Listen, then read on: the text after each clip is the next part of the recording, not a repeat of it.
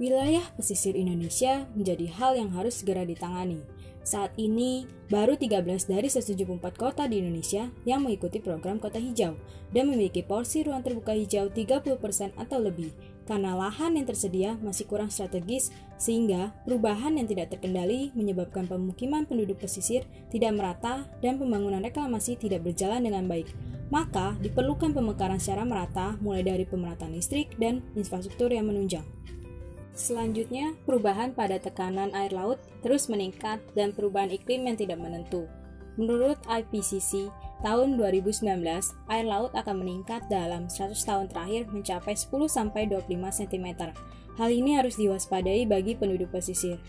Untuk perubahan iklim yang tidak menentu, penduduk pesisir bisa memanfaatkan angin pesisir dengan mengubah sumber daya angin menjadi listrik atau PLTA, sehingga penyebaran listrik bagi penduduk pesisir menjadi merata dan ramah lingkungan.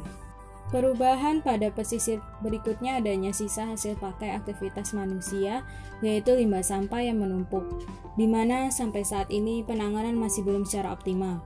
Menurut Menteri Lingkungan Hidup dan Kehutanan, tahun 2020, jumlah limbah sampah di Indonesia mencapai 67,8 juta ton dan masih didominasi oleh sampah plastik yang sulit terurai. Hal itu terjadi karena kurang kesadaran masyarakat akan keberadaan sampah.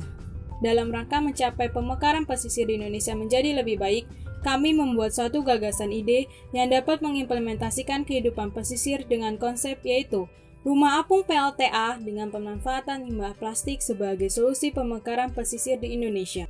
Hingga saat ini sudah ada beberapa solusi yang pernah ditawarkan seputar permasalahan rumah apung.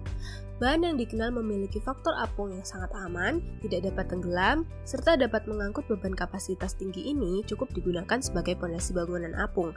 Nyatanya, bahan ini berdampak kurang baik untuk lingkungan air. Berada di Amsterdam, Belanda, rumah apung ini memanfaatkan panel surya sebagai sumber listriknya. Dengan teknologi canggih yang digunakan, tentunya harga per unit dari rumah pintar ini sangat fantastis. Sekolah ini berdiri di perairan desa Makoko, Nigeria dengan memanfaatkan tong sampah plastik bekas dan kayu. 100 siswa dapat bersekolah di sana. Namun, karena pondasi dan rangka yang kurang kuat, bangunan ini tidak disarankan untuk digunakan dalam waktu yang lama. Rumah apung ini menggunakan teknologi gas spring yang berfungsi sebagai penyeimbang sehingga tidak perlu khawatir rumah akan terbawa arus. Rumah apung ini menggunakan pondasi yang terbuat dari beton.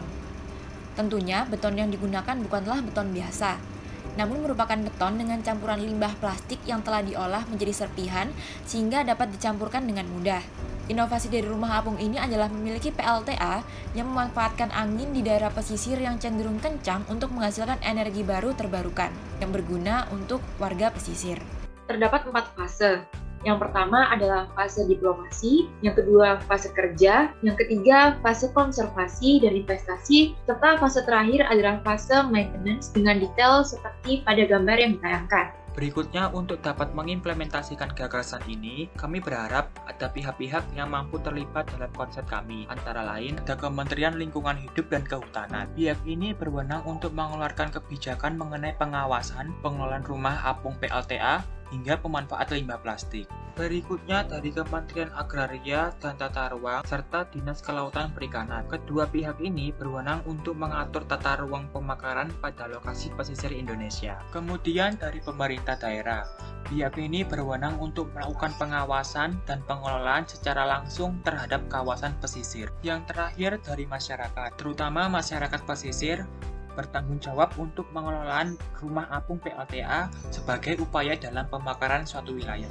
sehingga bisa meningkatkan kesejahteraan dan perekonomian yang lebih baik. Kami dari kelompok 14 kelas Wastek 36, berikut adalah tim pelaksanaan dalam gagasan ini. Kami juga berterima kasih kepada Bapak Aksmat Ferdiansyah Pradana Putra STMT sebagai dosen pembimbing kami.